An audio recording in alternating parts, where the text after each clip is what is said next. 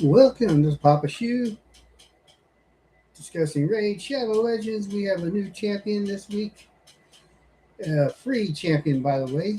He's a login. Some of you may already have him, some of you may be getting him later today or tomorrow.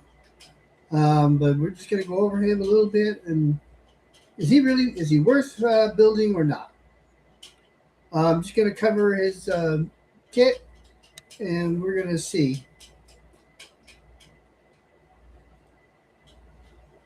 This is going to be a short video today. I am exhausted. I had to spend the whole day at the hospital today with my wife, and the chairs that they provide for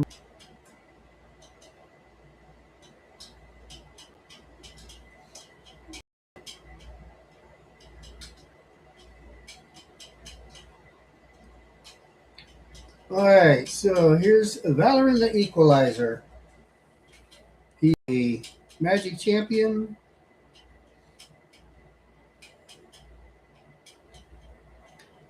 Attack. And let's start off with his aura. Increases ally attack in battles by 28%. His passive effect, My True Purpose, has an active effect and a passive effect on it. Decreases the cooldown of one of this champion's skills by 2 turns. Whenever this champion loses 30% or more HP from an enemy's skill in a single turn. The passive effect, the champion counterattacks with their default skill each time an enemy is healed by a skill. Occurs once per turn. As a 3, outcome assured. Attacks one enemy 2 times. Before attacking, removes all debuffs from this champion and swaps HP with the target.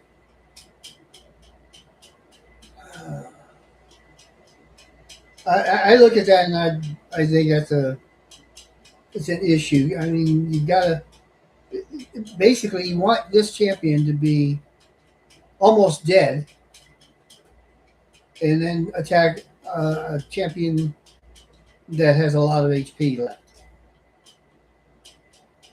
Then will ignore 15% of the target's defense.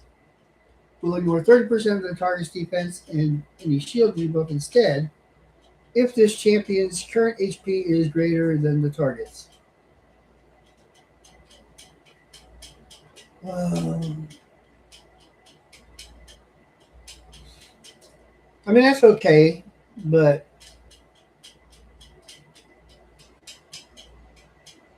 %30 ignore defenses, that's quite a bit, and any shield debuff or buffs. So basically, if he's got higher HP and you're attacking the lowest HP champion that the enemy has, it'll more than likely.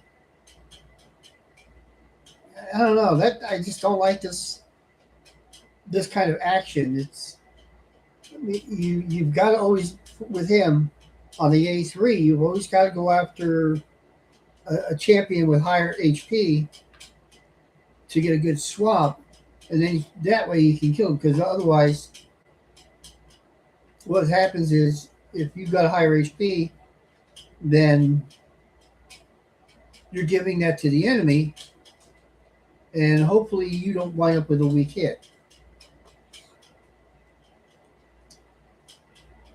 A2, Precise Intervention. AoE attacks all enemies. It has a 75% chance of placing a 25% weaken debuff and a leech debuff on all enemies for 2 turns. So once you hit him with the A3, your HP is now almost zilch.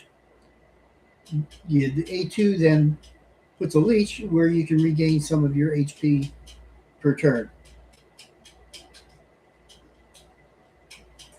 On the A1, attacks one enemy 2 times. Each hit heals this champion by 20% of the damage inflicted. Each hit also has a 50% chance of placing a 100% heal reduction debuff for 2 turns. So you're going to place that heal reduction. So that'll be good for um, the uh, the forest when you run into Mimic. So he'll be good for that because you've got a 100% chance to place the heal reduction. To be honest, other than that A1 and being good against Mimic, I really don't see where he's going to be that good of a champion. But it might surprise me. I mean, we've gotten champs that do this kind of thing before, but most people wind up not using them because they just die. And unless you can build a really high crit damage and ATK, and his crit damage is starting at 63%. So that's not too bad to start off with. You need less than another 40% to get up to 100%, but you're going to want to get a crit damage of at least 200%, and you want to definitely get your crit rate at 100%. So every hit is a critical hit, and that only works against the affinity. I think that's you can have if you're going against a void affinity or a what's the green one? Spirit affinity. Yeah, he'll be good for that. It's hard to say, with a champ like this, you're really not going to want to get.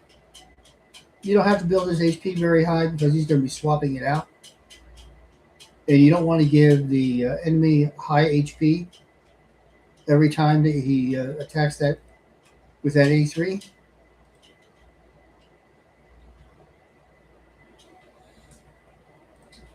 And the accuracy, yeah, you're going to want to build out some accuracy out of him. That's unusually starting with 10.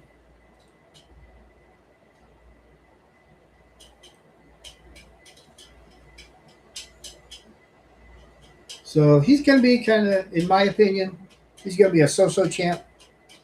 Most end gamers will probably never use him. If you're mid game to beginning to mid game, he might do you some good. His only really place is going to be in the Grim Forest. So there you have it. That's my opinion. I'm sure some of the other guys are going to have a different opinion. It all depends on what you have for artifacts.